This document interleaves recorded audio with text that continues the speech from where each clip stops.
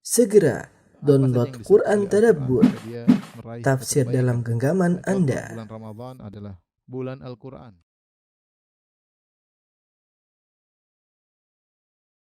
Bismillahirrahmanirrahim. Assalamualaikum warahmatullahi wabarakatuh. Alhamdulillahi ala ihsani wa syukru lahu ala taufiqi wa amtinani. Asyhadu an la ilaha illallah wahdahu la syarika lahu ta'ziman li sya'ni.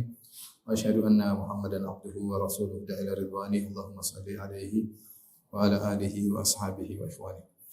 Kita masih masuk dalam penyelenggaraan jenazah. Kita masuk pada tahapan yang berikutnya, yaitu mengenai dafnul mayyit, tentang menguburkan mayat. Kita akan ambil dari kitab Al-Mu'tamad, fil fiqh Syafi'i.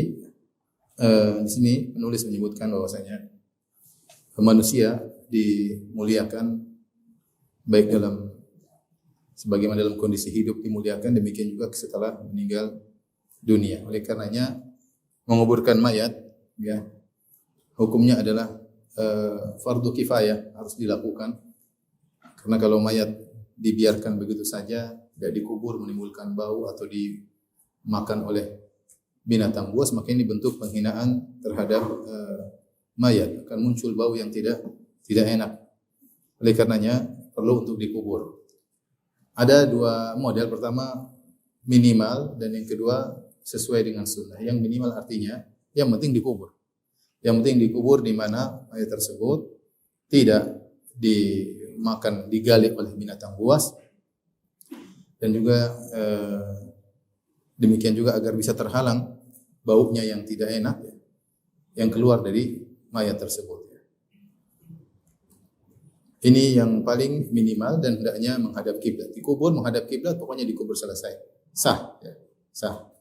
Berarti dikubur menghadap kiblat dengan lubang yang cukup sehingga tidak keluar bau yang tidak enak, dan juga tidak bisa digali oleh binatang buas. Tetapi kalau kita ingin mengikuti sunnah-sunnah Nabi Shallallahu Alaihi Wasallam dalam hal ini, maka yang paling sempurna adalah sebagaimana berikut ini. Yang pertama, hendaknya mayat dikuburkan di areal kuburan, ya, karena Nabi Shallallahu Alaihi Wasallam menguburkan keluarganya, anak-anaknya, istrinya, kemudian para sahabatnya dikuburkan di areal kuburan, dan itu sunnahnya demikian. Kemudian faedah berikutnya, akan sering didoakan orang yang pergi ke kuburan, akan mendoakan ahli kubur, maka yang paling afdal adalah dikuburkan di areal kuburan. Meskipun menurut penulis seandainya dikuburkan di rumah boleh, namun ini khilaful aula, ya. Ini tidak, kurang tepat, ya, karena yang paling baik adalah kuburan. Di rumahnya, karena demikianlah sunnah yang berlaku. Tidaklah seorang nabi meninggal di tempat manapun kecuali dikuburkan di situ. Oleh karenanya Abu Bakar radhiyallahu taala anhu, tatkala para sahabat khilaf di mana nabi akan dikuburkan, maka Abu Bakar menyebutkan hadis, dia berkata, sami'tu Rasulullah sallallahu alaihi wasallam yaqul, aku mendengar Rasulullah sallallahu alaihi wasallam bersabda, ma qabadallahu nabiyyan illa fil mawdi' alladhi yajibu an yudfana fih. Tidaklah Allah mencabut nyawa seorang nabi kecuali di tempat yang nabi itu harus dikuburkan di situ. Akhirnya fadfanuhu fi mawdi'i firashihi, maka kuburkanlah dia di tempat tidurnya Nabi sallallahu alaihi wasallam, maka Nabi pun dikuburkan di rumahnya. Namun pada asalnya meskipun boleh dikuburkan di rumah, tetapi lebih utama dikuburkan di areal kuburan, ya. Kemudian beliau menyebutkan juga disunahkan atau dianjurkan, disukai untuk dikubur di kuburan yang terbaik. Ada perkuburan, ada banyak orang soleh dikuburkan di situ, ya. Karena dalilnya Umar bin Khattab radhiyallahu taala anhu minta izin kepada Aisyah untuk dikuburkan bersama dua sahabatnya, itu bersama Nabi sallallahu alaihi wasallam dan Abu Bakar radhiyallahu taala anhu. Ini menunjukkan Umar punya fikih, dia ingin dikuburkan dekat orang-orang yang soleh, sehingga dijadikan dia oleh para ulama, kalau bisa dikuburkan di area orang-orang soleh itu lebih baik. Makanya orang suka dikuburkan di Baqi misalnya, di situ banyak orang apa? Orang soleh. Li'annahu aqrabu ila rahmah, kata mereka lebih dekat pada rahmat Allah Subhanahu wa taala.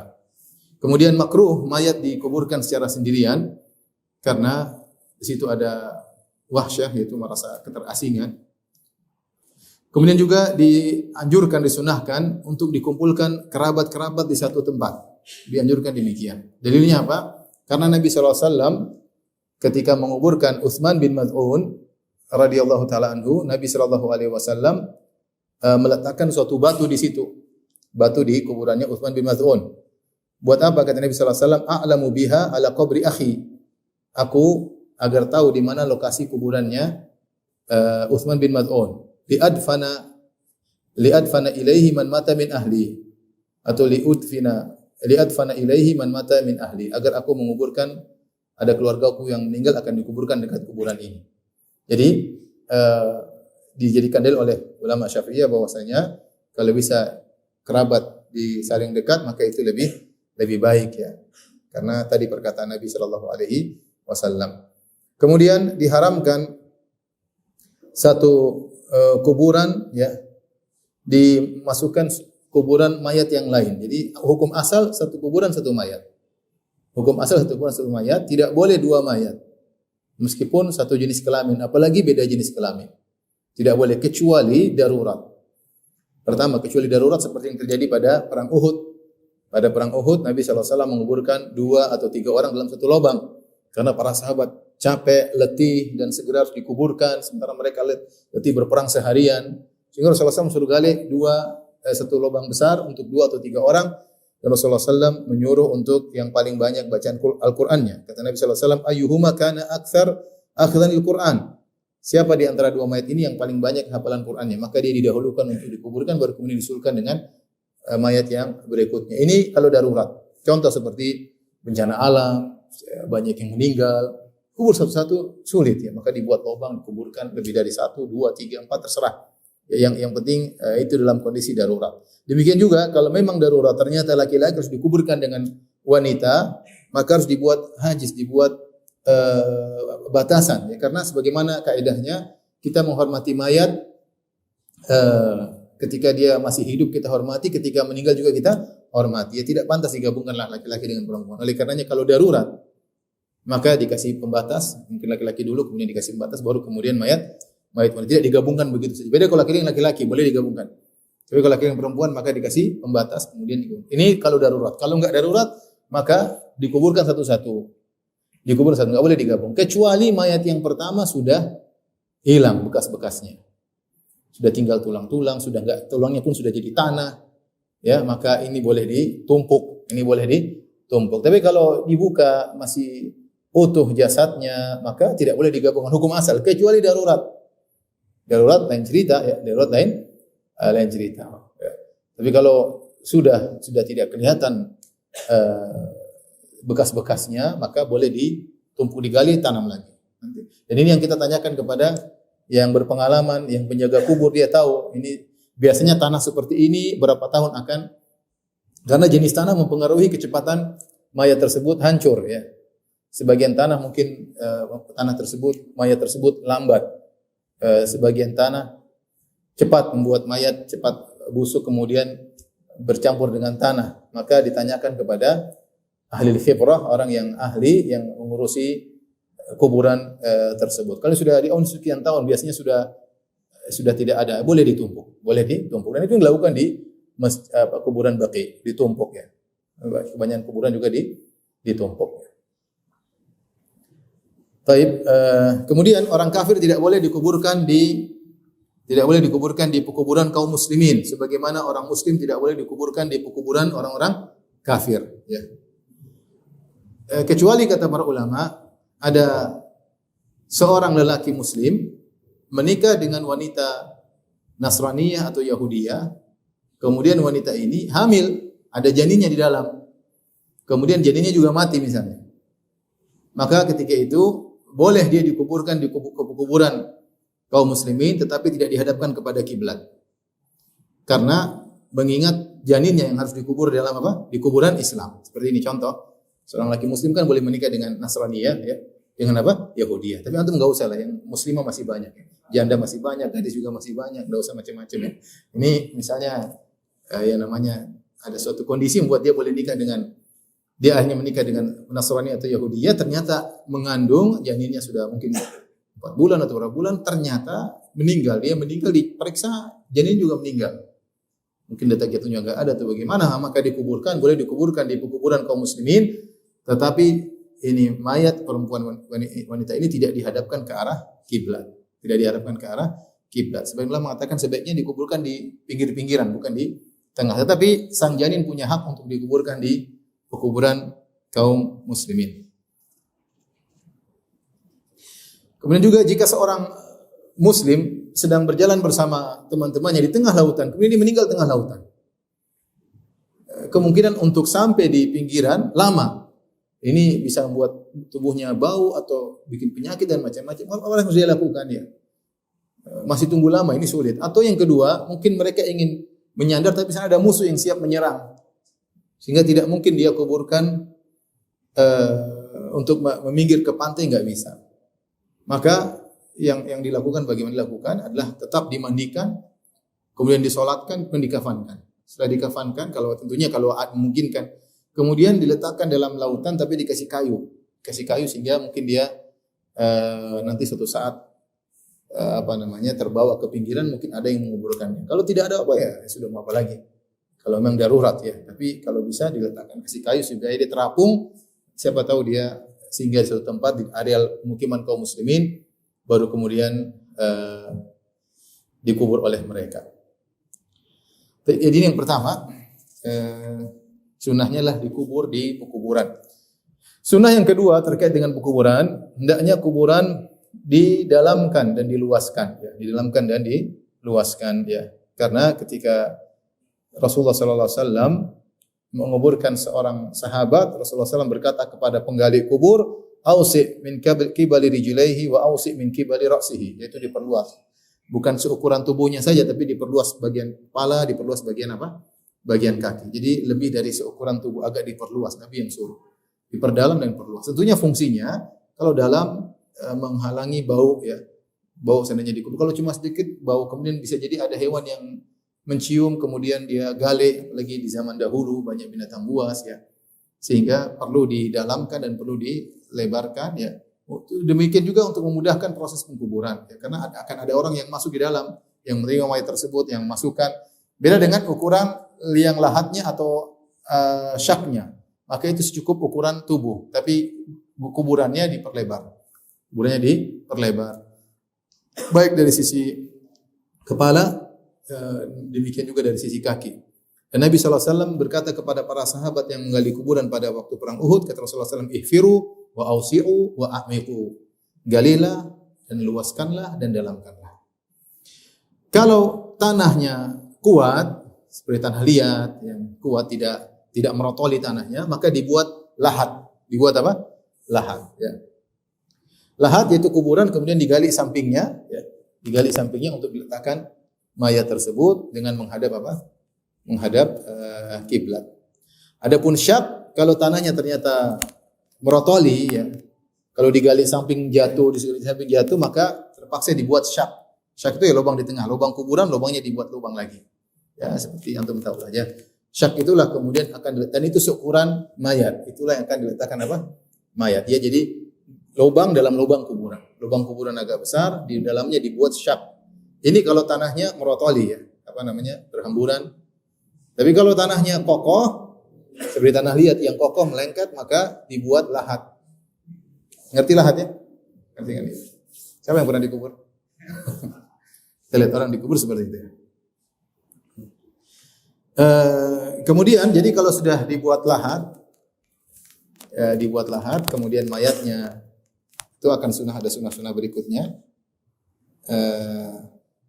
Intinya nanti kita akan sebutkan. Jadi dibuat lahat, setelah mayatnya dimasukkan, kemudian ditutup dengan lempengan-lempengan batu tipis, ya, sehingga tidak nempel ke mayat, agak ada rongga. Jadi setelah dibuat lahat, dimasukkan mayat yang menghadap kuburan, agak rongga. Jadi ada rongga antara mayat dengan atapnya, atap lahat tersebut.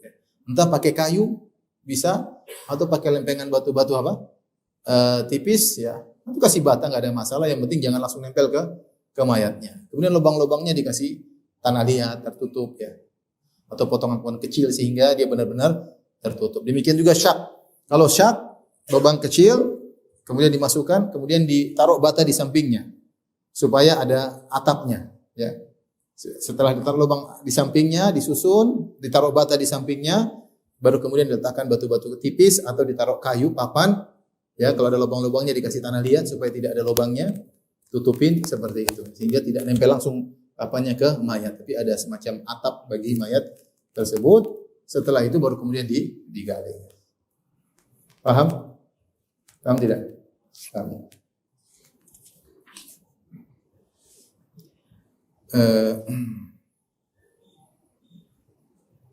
Dan dimakruhkan mayat dikubur dalam peti. Dalam peti apa dalam peti? Hah? Peti ya. Peti orang Jawa ya. Kalau peti orang Jawa daerah timur ya. Peti ya. Kita bilang yang Papua peti ya. Peti ya. Dimakruhkan dikuburkan seorang muslim dalam peti ya, atau dalam peti ya. Dalam peti dimakruhkan ya, kecuali karena kebutuhan mendesak. Contoh misalnya ternyata berair misalnya. Enggak bisa, atau ya dalam kondisi darurat lain cerita ya. Tapi kalau asalnya tidak ada darurat maka jangan dikuburkan dalam peti. Seperti kemarin kita ketika corona. Ada virus, yang mau diapain lagi? Terpaksa dalam peti. Itu adalah darurat. Itu semua darurat. Kalau tidak darurat maka hukum asalnya tidak perlu pakai peti. Akhirnya kalau sudah pakai peti, peti jadi bahan gagah-gagahan. Petinya mewah lah, apalah, macam-macam lah. Belum orang meninggal di kuburan yang sederhana.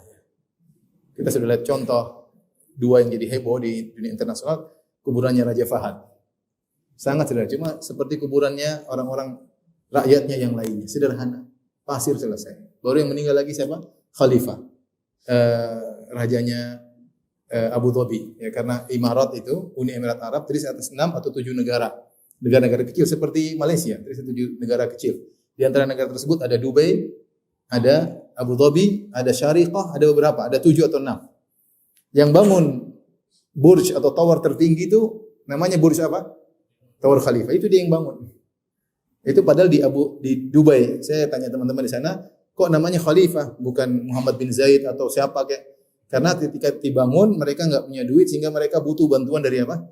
Raja Abu Dhabi, yaitu Khalifah itu. Yang bangun itu sekarang meninggal ya. Meninggal dan kuburannya biasa saja. Kuburan cuma apa? Tanah biasa ya. Karena kuburan bukan tempat gagah-gagahan. Mau digagahkan di dalam juga percuma, dia tinggal di dalam. Kalau di dunia oke lah kita hidup nyaman, di kuburan selesai. Oleh karenanya tidak dimakruhkan menggunakan peti kecuali dalam kondisi apa? Darurat.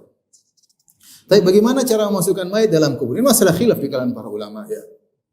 Intinya masuk ya. Tetapi sebagian ulama seperti ulama Syafi'i memandang bahwasanya masuknya itu dari arah kaki. Jadi kalau mayat diturunkan, misalnya kuburan, dia akan menghadap kiblat sebelah sana kan? Ini kuburan. Maka mayat dimasukkan dari arah kaki. Baru kemudian dimasukkan ke dalam kuburan. Tapi dia diturunkan dari arah kaki gitu.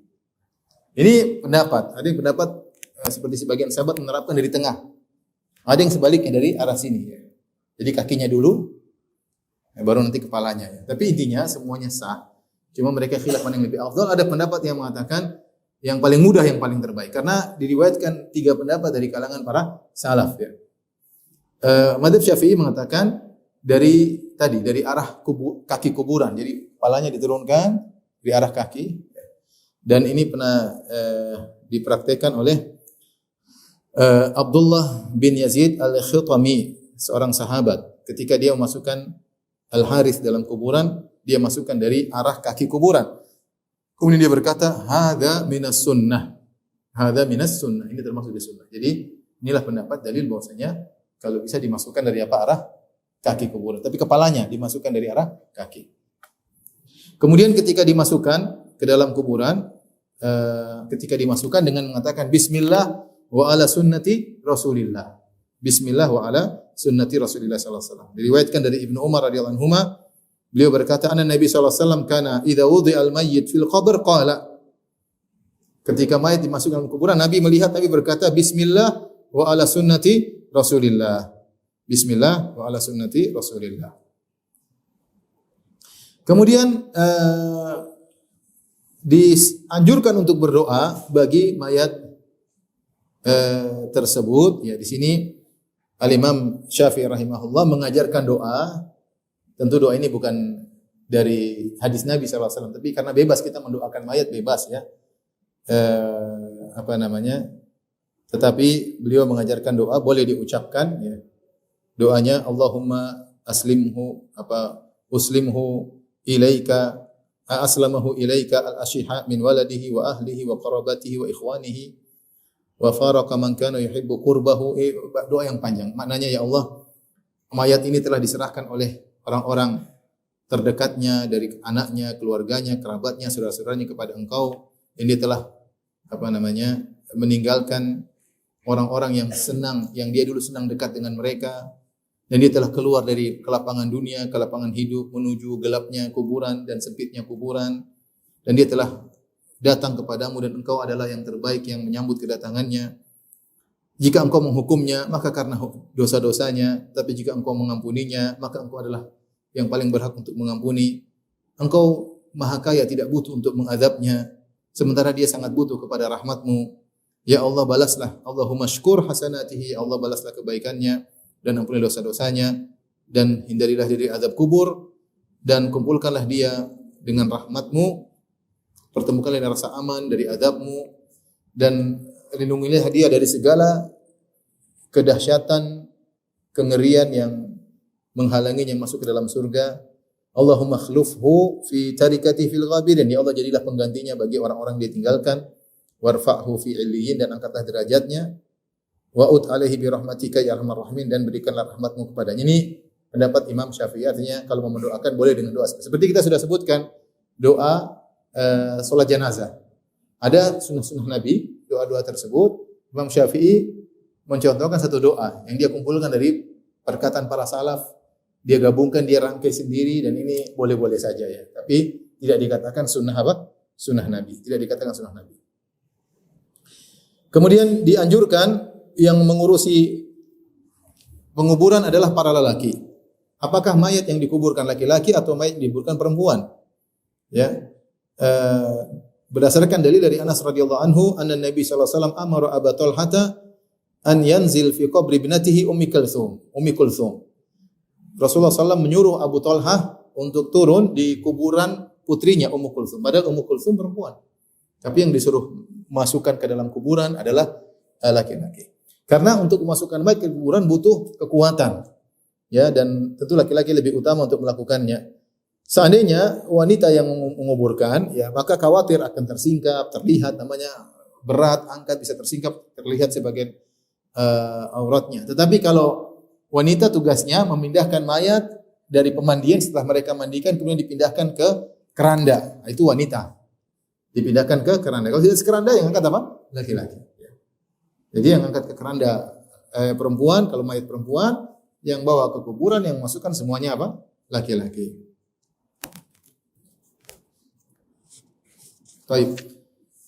Kemudian di antara sunnah dalam penguburan al-idja' fil qabr, yaitu dibuat tidur, dibuat al-idja'. Jadi apa namanya? Berbaring di atas bahu kanan. Berbaring di atas bahu kanan, kemudian diarahkan ke arah kiblat seperti orang tidur menghadap ke arah kiblat. Jadi seperti ini. Misalnya di kuburan, di lahat, maka ditidurkan seperti ini dengan wajah menghadap ke kiblat. Ya. Kalau ternyata dia dikuburkan tidak menghadap kiblat, ketahuan kiblatnya keliru, maka boleh dibongkar lagi. Boleh dibongkar kuburan selama mayatnya belum rusak. Di 1-2 hari, tadi kemarin salah, ternyata kiblat sebelah sana. Bongkar. Kata ulama Syafi'i apa? Dibongkar. Seakan-akan mereka menganggap bahwasanya menghadap kiblat hukumnya apa? Wajib. Harus dibongkar. Makanya ketika disebutkan tentang minimal mengkuburkan, mereka sebut tadi di awal ulama Syafi'i yang penting dikuburkan yang tidak menimbulkan bau, tidak dibongkar oleh binatang buas, tetapi harus menghadap apa? Kiblat. Seakan-akan wajib. Oleh karenanya jika ternyata dikuburkan belum menghadap kiblat, kata beliau, wajaba nabshul qabr, maka wajib dibongkar untuk menghadapkan mayat tersebut ke arah kiblat. Ya. Kalau sudah berubah lain cerita, sudah jadi hancur ya enggak usah. Kemudian dianjurkan tadi diletakkan di atas lambung kanan seperti seorang yang tidur. Ya. Kalau diletakkan di lambung kiri menghadap kiblat, maka boleh saja, tetapi ini menyelisih yang lebih aula. Yang lebih utama di lambung apa? Kanan. Seandainya dibalik seperti ini tapi menghadap kiblat sudah sah, enggak ada masalah, tidak usah dibongkar. Yang penting wajahnya menghadap apa? Kiblat. Kemudian dianjurkan juga kepalanya diletakkan labinah bata ya atau batu yang semisalnya. Kemudian pipinya dibuka, jadi letakkan batu atau tanah ya. Itu kafannya dibuka biar pipi kanannya apa? Kan wajahnya dibuka, kafannya juga sebelah kanannya apa dibuka sehingga pipinya mengenai apa? Mengenai tanah. Allah alam saya enggak tahu dalilnya, tapi ini kita bacakan perkataan apa? Para ulama. Kemudian disunahkan kalau sudah ditutup semuanya, tutupkan semuanya, maka disunahkan bagi orang yang hadir di situ untuk menghamburkan pasir sebanyak 3 kali atau tanah 3 kali ya. Sebagaimana sunnah Nabi sallallahu alaihi wasallam, anna Nabi sallallahu alaihi wasallam hatha fi qabrin 3 hathayat min at-turab. Kata Rasulullah SAW melemparkan tanah ya ke kuburan 3 kali. Jadi orang yang hadir semua lemparkan apa? Tanah, melemparkan tanah.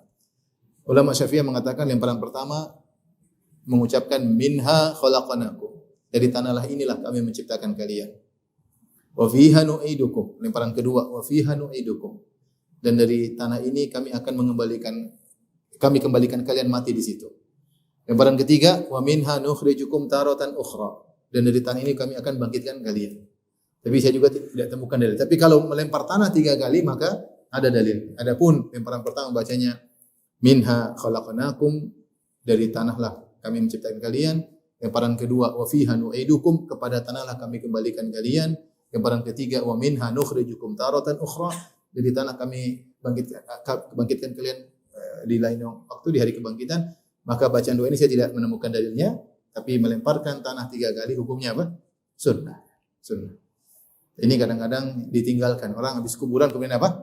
Pergi. Yang hadir sempatkan tanah. Jadi kita ingat kita akan meninggal seperti ini. Ini tanah yang kita pegang, yang kita mungkin nggak pegang, kita pun akan ditimpa dengan tanah seperti ini pada kemudian hari. Kemudian disukai orang-orang yang menguburkan tidak langsung pergi, ya. Tapi berdiam di berdiam di kuburan beberapa waktu, mendoakan sang mayat, ya. Mohonkan ampunan baginya dan mohonkan agar dia bisa tegar dalam menjawab pertanyaan malaikat Munkar dan Nakir. Karena Nabi sallallahu alaihi wasallam idza faraga min dafnil mayyit waqafa alaihi. Adalah sunnah Nabi sallallahu alaihi wasallam kalau Nabi selesai menguburkan mayat, Rasulullah berdiri di kuburan. Faqala, Nabi sallallahu alaihi wasallam berkata, "Istaghfiru li akhikum." Mohonlah ampunan bagi saudara kalian ini. Was'alullaha lahu tathbita, dan mohonlah kepada Allah agar mengkokohkan dia. Kenapa? Fa innahu al-ana yus'al, karena dia sekarang sedang ditanya oleh malaikat. Jadi kita masing-masing berdoa, angkat tangan berdoa kepada Allah, ya Allah, Allah maghfirlah, ya Allah ampunilah. Doa bebas, tapi di antaranya minta ampunan dan agar dia bisa dikokohkan untuk bisa menjawab pertanyaan tersebut. Yaitu sunnahnya demikian. Dan ini adalah ijtihad Amr bin As juga. Amr bin As ketika dia akan wafat dia mengatakan fa idza dafantumuni fasunnu alayya turaba sannan thumma aqimu hawla qabri qadra ma tunharu jazur wa yuksamu lahmuha hatta asta'nisa bikum wa alamu madza uraji'u rusula rabbi. Kata Amr bin As radhiyallahu anhu, kalau saya meninggal kalian kuburkan saya, maka lemparkan tanah kepadaku, kemudian jangan dulu pergi. Tinggallah di kuburan seukuran onta disembelih dan dibagi dagingnya. Cukup lama ya. Onta disembelih cukup lama. Saya ingin berteman dengan kalian, ya, sampai aku tahu bagaimana aku bisa menjawab utusan-utusan Allah Subhanahu wa taala. Ini ijtihad Amr bin As. Dia meminta, tapi intinya tidak langsung pergi, mendoakan, itu sunnah Nabi, ya. Tapi dia berisiat, dia mengatakan jangan, saya masih ingin bersama kalian. Karena disebutkan bagaimana ketika dalam hadis ketika para musyayyi'in, orang-orang yang mengantar jenazah pergi, maka mayat mendengarkan apa? Derap langkah kakinya. Sehingga nanti dulu, jangan dulu pergi. Gampangnya gitu. Ini ijtihad sahabat. Nah, menurut mazhab Syafi'i disunahkan untuk mentalqin mayit. Mentalqin mayit itu maksudnya apa? Yaitu setelah mayit dikuburkan. Bukan, kalau tadi kan doa yang di Imam Syafi'i ini enggak, ini setelah mayit dikuburkan. Kalau tadi sunnah mendoakan itu sunnah ya, jalurnya ada. Tapi mazhab Syafi'i memandang bahwasanya disunahkan yusannu, saya bacakan. Yusannu talqinul mayyit al-mukallaf ba'da dafn. Disunahkan untuk mentalkin mayat yang dewasa ketika setelah dikuburkan. Fayuqalu lahu, maka dikatakan. Talqin maksudnya apa? Gini, kita ngomong, ya Abdullah ibna amatillah, wahai hamba Allah, putranya hamba Allah wanita, anak dari, maksudnya dari wanita ciptaan Allah. Uzkur ma kharajta alaihi min dari dunia. Ingatlah apa yang kau keluar darinya, apa yang kau ucapkan keluar dari dunia, yaitu maksudnya asyhadu alla ilaha illallah, syahadatu alla ilaha illallah wa anna muhammadar rasulullah. Jadi ditalkin. Jangan lupa asyhadu alla ilaha illallah wa asyhadu muhammadar rasulullah. Wa annal jannata haqqun. Yaitu akidah yang kau tinggalkan ketika keluar dari dunia ini, ingat akidah tersebut. Syahadatain, surga itu ada, an-nar haqqun, neraka itu ada, hari kebangkitan itu ada, wa anna sa'at atiyatun la raiba fiha, bahwasanya hari kiamat akan tegak tidak diragukan, wa anna Allah yab'atsu man fil qubur, Allah akan bangkitkan orang dari kuburan, wa annaka radita billahi rabban, dan kau ridha Allah sebagai Tuhanmu, wa bil islami dinan, kau ridha Islam sebagai agamamu, wa Muhammadin nabiyyan sallallahu alaihi wasallam, kau ridha Nabi sebagai Nabi Muhammad sebagai seorang nabi, wa bil Qur'ani imaman, kau ridha Al-Qur'an sebagai imammu, wa bil Ka'bati kiblatan, kau ridha Ka'bah sebagai kiblatmu, wa bil mu'minina ikhwanan, dan kau ridha orang-orang beriman sebagai saudara-saudaramu. Ini ada khilaf di kalangan para ulama ya tentang talqin mayat. Ada hadis tapi hadisnya dhaif. Hadisnya dhaif, bahkan sebagian ada yang mengatakan hadisnya sampai derajat maudhu. Tapi Allah alam bisawab. Tapi intinya ada hadis dhaif yang menyampaikan akan hal ini. Ketika Imam Ahmad ditanya tentang talqin mayit, Imam mengatakan tidak ada dalilnya, cuma dilakukan oleh orang-orang Syam. Dilakukan oleh orang-orang Syam ya. Jadi ini khilaf di kalangan para ulama. Sebagian ulama Hanabilah menyatakan bahwasanya adalah bid'ah ya. Tapi itu pun dengan ibarat yang sangat apa namanya? Yang sangat halus, seperti Syekh bin Baz rahimahullah taala ketika menyampaikan ditanya tentang talqin mayit, beliau mengatakan wal asah, dan yang lebih benar ini adalah bid'ah. Dia mengatakan ini. Kenapa? Karena tidak ada dalilnya. Tidak ada dalilnya, dan adapun dalilnya hadisnya dhaif. Kemudian bahwasanya mayat kalau sudah meninggal terputus amalannya. Makanya Rasulullah mengatakan laqinu mautakum la ilaha illallah, talqin sebelum meninggal bermanfaat. Dan Rasulullah mengatakan idza man kana akhiru kalami la ilaha dakhala jannah, siapa yang perkataan terakhir la ilaha maka masuk apa? Surga. Menunjukkan bahwa yang bermanfaat adalah ucapan dia sebelum apa? Meninggal. Kalau sudah meninggal percuma dia mengucapkan apa? Syahadatain. Kemudian sekarang kita ngajari, kamu dengar ya, kamu jangan lupa syahadatain. Tapi intinya ini semua masalah khilaf. Ya kenapa? Karena hadis dhaif yang menunjukkan akan hal tersebut. Maksud saya kalau ada yang melakukannya, ya sudah, kita mau tidak perlu ribut, maksud saya ya. Toh ini ada pendapat meskipun hadisnya apa? Dhaif. Meskipun saya memilih tidak melakukannya karena hadisnya dhaif, tapi sebagian ulama memandang, apalagi di zaman Imam Ahmad, ketika Imam Ahmad ditanya, Imam Ahmad mengatakan ahlu Syam melakukannya. Imam Ahmad di Baghdad, dia mengatakan ahlu Syam melakukannya. Artinya ada mereka amalkan hal tersebut meskipun Imam Ahmad tidak menemukan apa? Dalil. Ada dalil tapi hadisnya apa? Dhaif. Paham?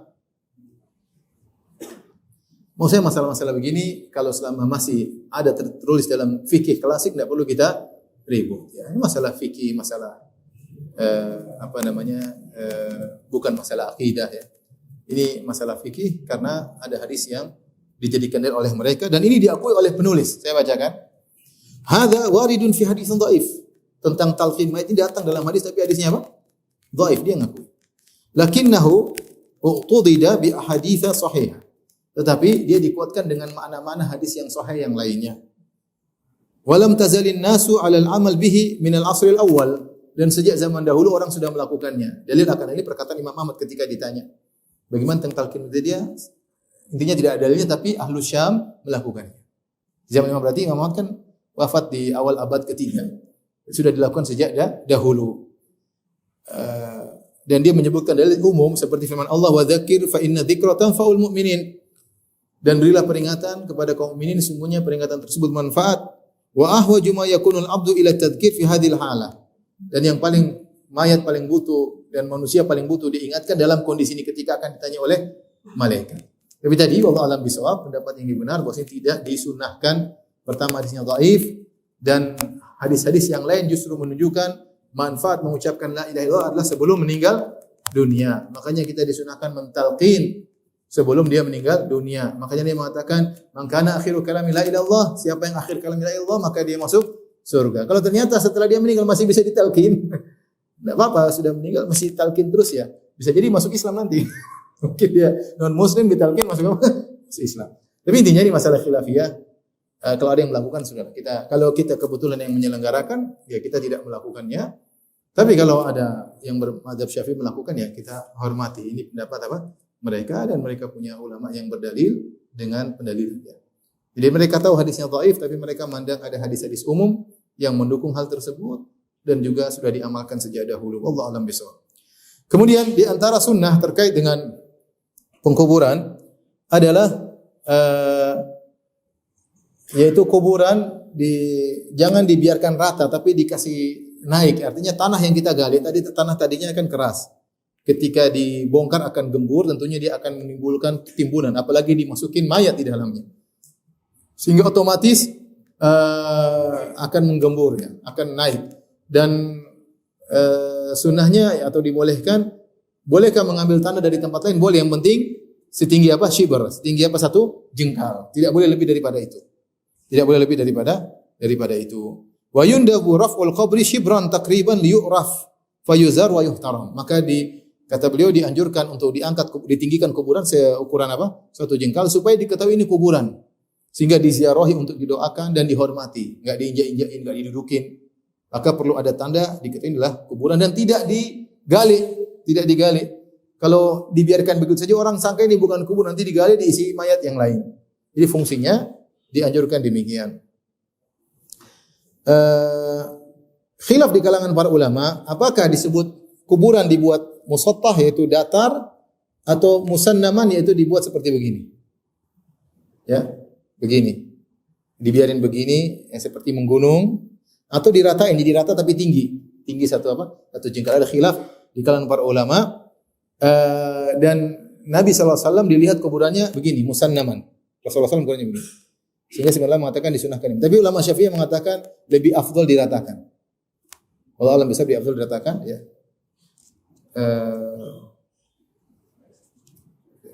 Beliau berkata wal afdal an yusattaha al-qabru bi an yuj'al munbasitan mutasawiyal ajza. Yang afdal adalah diratakan. Ya. Seperti itu. Wa huwa afdal min at-tasnim, dan itu lebih afdal daripada digundukin seperti ini. Allah alam bisawab ya. Itulah pendapat mereka. Mungkin ada dalil saya juga tidak tahu, tapi kuburan Nabi seperti itu, musannaman.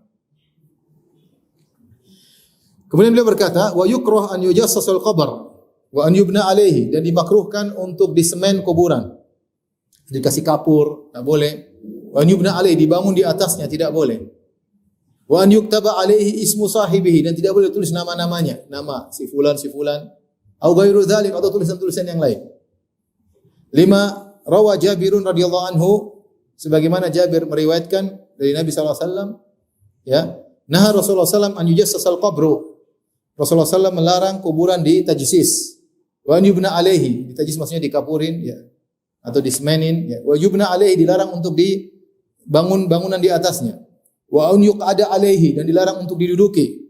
Wa an yuktaba alaihi, dan tidak boleh diduduki, ditulisin. Adapun kalau dikasih tanah enggak ada masalah.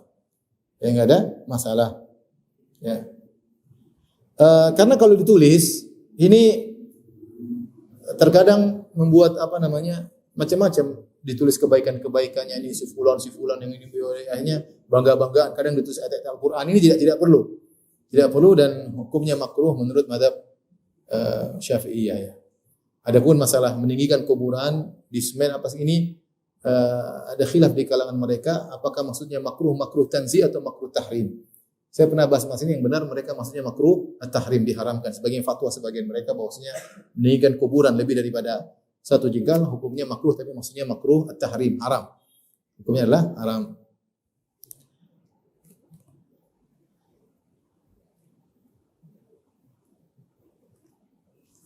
Meskipun ada pendapat ya bahwasanya kalau darurat harus ditulis, tidak ada cara lain kecuali kalau tidak ditulis akan diseroboti, maka ini darurat. Sebagian kuburan kita terpaksa nulis. Kalau enggak disangka enggak ada penghuninya. Sehingga akhirnya dikuasai, ditumpuk, ini repot. Ya. Oleh kalau dalam kondisi darurat, ya maka tidak mengambil secukupnya si fulan sehingga tahu bahwasanya di sini ada apa? Penghuninya. Tapi hukum asal kalau tidak perlu ditulis dan tidak ada ketakutan untuk dibongkar, sebagaimana yang ada di kuburan-kuburan misalnya di Baqi, tidak perlu ditulis. Ya udah ada tahu ya. Mungkin batunya dibedain, mungkin lokasinya dihafal, banyak hal untuk bisa mengetahui.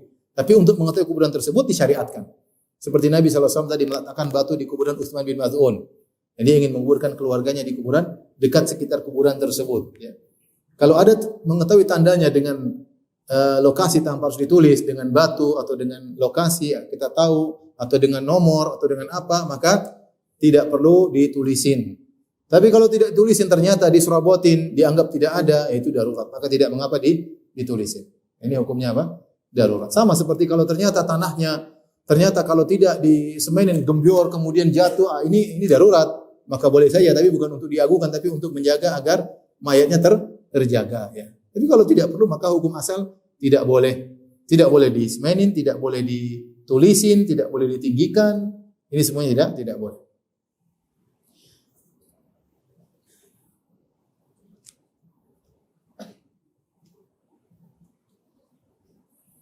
Tidak boleh duduk di atas kuburan. Ya.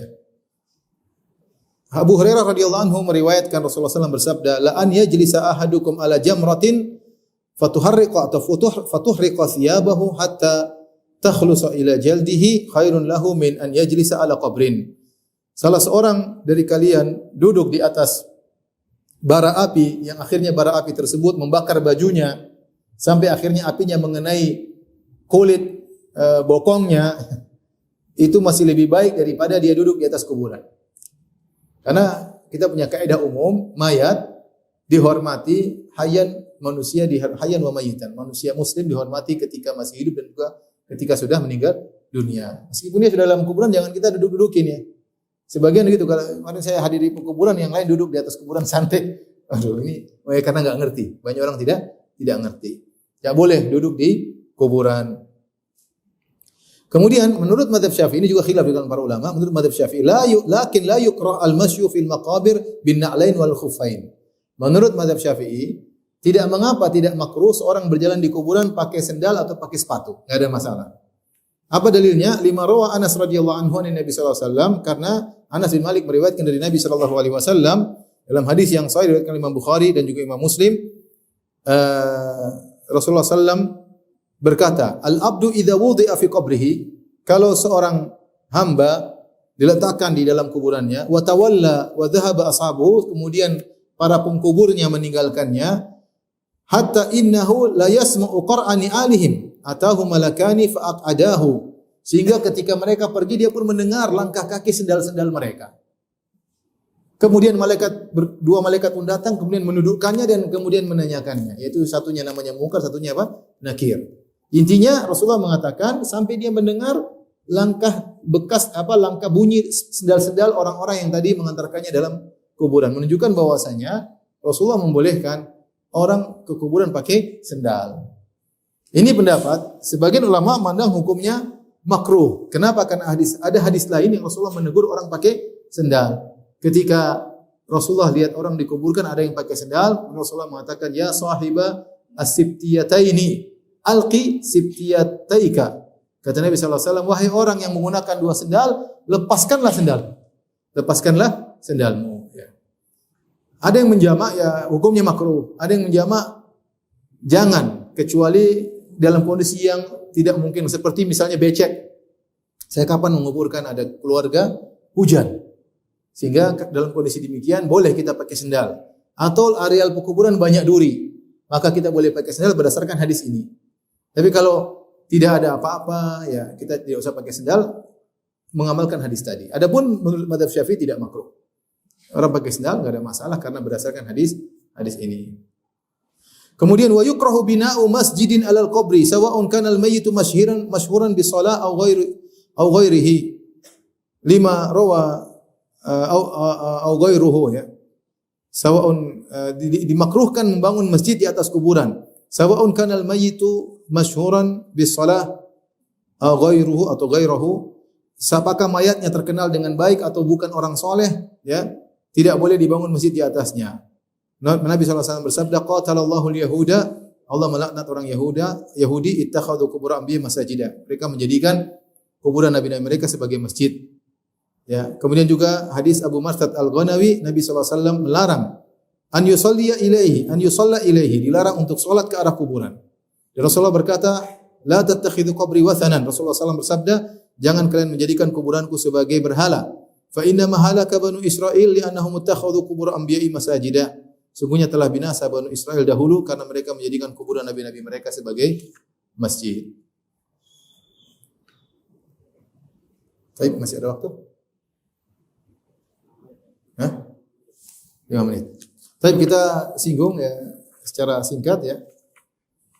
Di antaranya hukum-hukum yang terkait dengan masalah jenazah. Pertama, hukum mengenai mengumumkan kematian ya. Boleh dengan kita umumkan dengan suara yang keras. Yang tidak boleh adalah mengeraskan suara dengan nadab ya atau dengan niyahah. Nadab maksudnya telah meninggal si fulan, dia padahal begini-begini, itu enggak boleh. Kalau umumkan si fulan meninggal enggak ada masalah. Dengan diumumkan diberitahukan kepada para jamaah si fulan telah meninggal. Ya, apakah dengan WA apa dengan enggak ada masalah. Tapi yang dilarang adalah mengangkat suara dengan menyebutkan kebaikan-kebaikannya atau dengan meratapi. Itu yang dilarang. Karena Rasulullah SAW beri pengumuman kepada para sahabat tentang meninggal sebagian sahabatnya. Seperti waktu Najasyi meninggal, Rasulullah kasih tahu.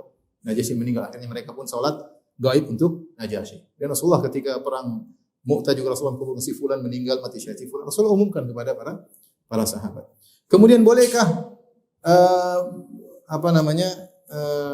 menangisi mayat? Boleh dengan tangisan yang biasa, tangisan yang wajar, tangisan alami. Yang dilarang adalah meratapi tadi dua perkara. Menyebut-nyebut kebaikannya, ini tidak boleh. Atau meratapi kepergiannya dengan sikap yang berlebihan. Kenapa kau pergi? Padahal ini orang baik banget, gini-gini. Enggak boleh. Itu menunjukkan dia tidak ridha dengan apa? Tidak ridha dengan kematian orang tersebut. Atau dia ratapi, kenapa kau pergi nangis? Ini juga tidak boleh teriak-teriak. Tapi kalau nangis alami itu rahmat. Itu rahmat. Makanya Ibnu Qayyim rahimahullah ketika menceritakan tentang Ibnu Taimiyah rahimahullah taala, gurunya ditanya, Fudail bin Iyad Abu Ali rahimahullah taala, anaknya namanya Ali. Ali ini orang yang anaknya sangat soleh sampai dia punya biografi tersendiri selain biografi ayahnya. Dia dianugerahi dengan anak yang sangat soleh. Tapi di antara ujian yang dihadapi oleh Fudail bin Iyad, anaknya meninggal sebelum dia. Ketika anaknya meninggal, dia tertawa. Benar-benar menunjukkan dia ridho kepada keputusan Allah sehingga dia tidak sedih, dia tidak nangis. Sementara Nabi SAW ketika putranya meninggal atau cucunya meninggal, Rasulullah SAW menangis. Ketika meninggal Ibrahim, kata Rasulullah SAW, innal aina la tadma, sungguhnya air mata ini menangis. Wa innal qalba la yahzan, hati sangat sedih. Tapi kami tidak mengucapkan dengan perkataan kecuali diridhai oleh Allah Subhanahu wa taala. Wa inna bi firaqika ya Ibrahim la mahzunun, sungguh kami sedih dengan kematian. Rasulullah SAW juga menangis ketika ziarah kuburan ibunya. Rasulullah menangis atau tidak? Menangis. Ditanya kenapa? Rasulullah mengatakan rahmatan laha minan nar. Aku khawatir karena rahmat dia, karena dia masuk neraka. Kemudian juga Rasulullah SAW ketika cucunya anaknya Zainab meninggal, Rasulullah SAW juga menangis. Taib. Seakan-akan Fudail bin Iyad lebih afdal daripada siapa? Nabi. Anaknya menangis, anak yang soleh dia tidak. Anaknya meninggal dia tidak menangis. Rasulullah SAW anaknya meninggal, cucunya meninggal dia menangis. Nah, Ibnu Taimiyah ditanya, bagaimana nih ya Syekhul Islam Ibnu Taimiyah? Ibnu Qayyim menyebutkan, di sinilah fikihnya Ibnu Taimiyah rahimahullah taala. Beliau mengatakan Nabi SAW adalah teladan dan dia ingin menunjukkan kepada umat bahwasanya dalam meninggalnya seorang ada ibadah, dua ibadah. Ibadah ridho sama ibadah rahmat. Ibadah ridho sama ibadah apa? Rahmat. Rahmat kepada orang yang meninggal, ya, kesedihan, itu ibadah tersendiri. Sebagaimana ridho, menahan diri, kemudian dengan keputusan Allah juga ibadah tersendiri. Ketika Fudail bin Iyad tidak bisa melakukan dua-duanya, maka dia mendahulukan ridho kepada keputusan Allah sehingga ketika itu rahmatnya tidak nampak. Rahmatnya tidak apa? Tidak nampak. Ini diantara jawaban Ibnu Qayyim rahimahullah taala tentang dia menukil jawaban Syekhul Islam Ibnu Taimiyah. Intinya menangis yang wajar tidak jadi masalah.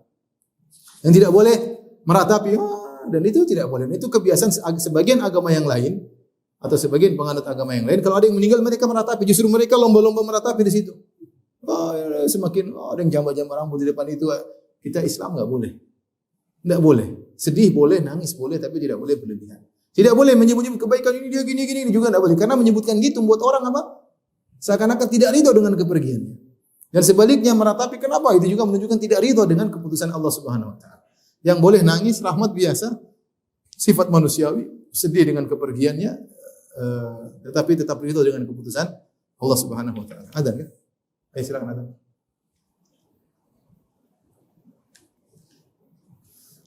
Baik, kita lanjutkan.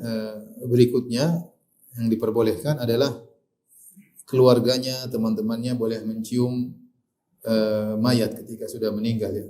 Diriwayatkan bahwasanya Nabi SAW mencium Utsman bin Maz'un setelah meninggalnya.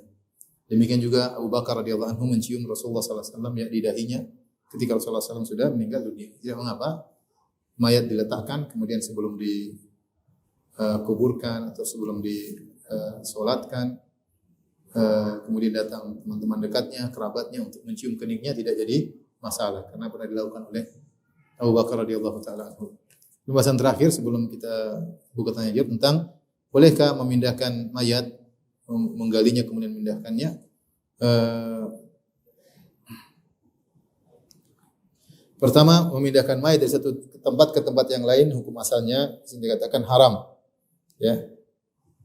Pindahkan untuk dikuburkan di tempat yang lain meskipun tidak berubah mayatnya karena ini mengakibatkan penundaan pengkuburannya karena kita tahu disunahkan untuk dikuburkan dengan segera, kemudian juga dipindahkan ke tempat yang jauh bisa jadi mempengaruhi kondisi mayat, entah keluarkan bau, entah apalagi mayat tersebut punya komorbid ya, terkadang bisa menimbulkan hal yang tidak diinginkan. Bahkan kalau dia diwasiatkan, misalnya dia meninggal di Bintaro, ingin dikuburkan di Papua, maka wasiatnya tidak dijalankan karena syariat memerintahkan untuk disegerakan pengkuburannya. Adapun memindahkannya ke tempat yang jauh maka ini menunda pengkuburannya. Kecuali kalau tempat tersebut berdekatan, misalnya Bintaro, Jakarta, Depok, ini nggak ada masalah ya. Tapi kalau harus pindah tempat yang jauh, kemudian ini tidak diperbolehkan karena penundaan. Tapi Allah alam bisawab, kalau ilahnya adalah pengakhiran, ya, sekarang dengan sarana pesawat yang mungkin kalau cepat segera ya, Allah alam bisawab ya. Tapi kalau lama tunggu jam terbang pesawat, kemudian ini bisa menunda lama, ini juga repot karena tidak mudah juga memesan pesawat, apalagi suruh naik kapal 5 hari ke tempat yang jauh ini. Tidak boleh, hukumnya haram menurut mazhab Syafi'i. Jadi dikuburkan di tempat yang ada di sekitarnya, itu tidak jadi masalah. Adapun memindahkan mayat setelah dikuburkan itu namanya nabash. Kalau tadi sebelum dikuburkan, sudah dikuburkan kemudian digali, ya maka ini haram hukumnya ya. Yahrumu nabshul qabr qabla al-bila. Tidak boleh digali mayat sebelum dia hancur ya. Kemudian tidak boleh untuk digali, dipindahkan dari kuburannya pindah ke negeri lain. Ya. Atau digali untuk disolatin atau untuk dikafankan tidak boleh. Karena solat bisa di kuburan ya. Karena ini hanyalah membuka atau merobek kehormatannya, itu merusak kehormatannya. Adapun kalau ada sebab yang syar'i untuk digali maka boleh. Apa sebab-sebab tersebut? Sini saya bacakan ya. Pertama, kalau mayat sudah jadi sudah mayat jadi tanah. Kalau sudah jadi tanah ya sudah digali kuburan, tinggal tanah dikubur mayat yang lain. Udah enggak kelihatan mana dia sudah tulangnya jadi tanah. Ini kuburannya boleh digali. Boleh digali kemudian diisi dengan kuburan yang lain oleh mayat yang lain. Kemudian juga kalau mayat ternyata dikuburkan tidak menghadap kiblat, ketahuan salah tadi kiblatnya, maka boleh digali untuk diperbaiki mayat yang menghadap kiblat. Atau ternyata dia dikuburkan belum dimandikan, ya, maka boleh digali untuk dimandikan. Atau ternyata dia dikuburkan dengan kain kafan curian, maka boleh digali untuk diganti dengan kain kafan yang bukan curian. Atau ternyata dikuburkan kain sutra, ini kain haram, maka boleh digali untuk diganti kain kafannya. Atau dia dikuburkan di tanah, ternyata tanah curian, tanah rampasan. Kubur situ ternyata tanah rampasan. Tanah itu dikembalikan sama orang lain. Dia harus dikeluarkan, ini tanah orang. Enggak boleh dipakai untuk kuburan. Atau ternyata ada harta yang ada dalam kuburan. Seperti apa? Ternyata apa? Emas. Dia pakai cincin banyak, cincin emas.